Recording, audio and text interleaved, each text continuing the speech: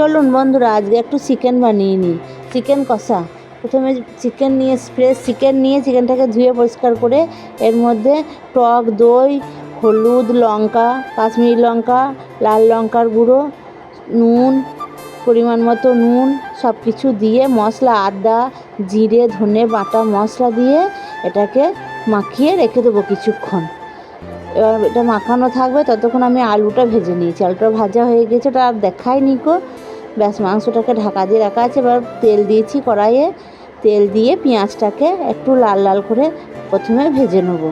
পেঁয়াজটা ভাজা হয়ে গেলে টমেটো দিয়ে দেবো, একটু অল্প করে একটু টমেটো দিয়ে টমেটোটাকেও নুন দিয়ে ওটাকে নরম হতে দেবো।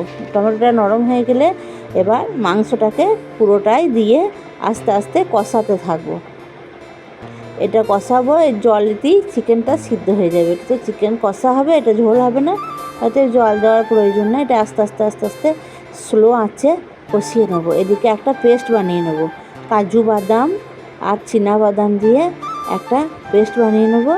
এই পেস্টটা দিলে চিকেনটা খেতে খুব টেস্টি হয়। ব্যাস, পেস্ট হয়ে গেছে, এই পেস্টটা দিয়ে দিলাম।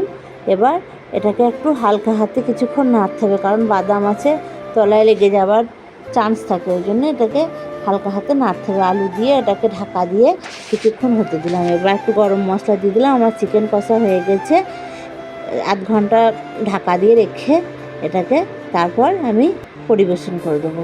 এই লাল লাল চিকেন কষা আপনারাও করবেন এবং আমাকে জানাবেন।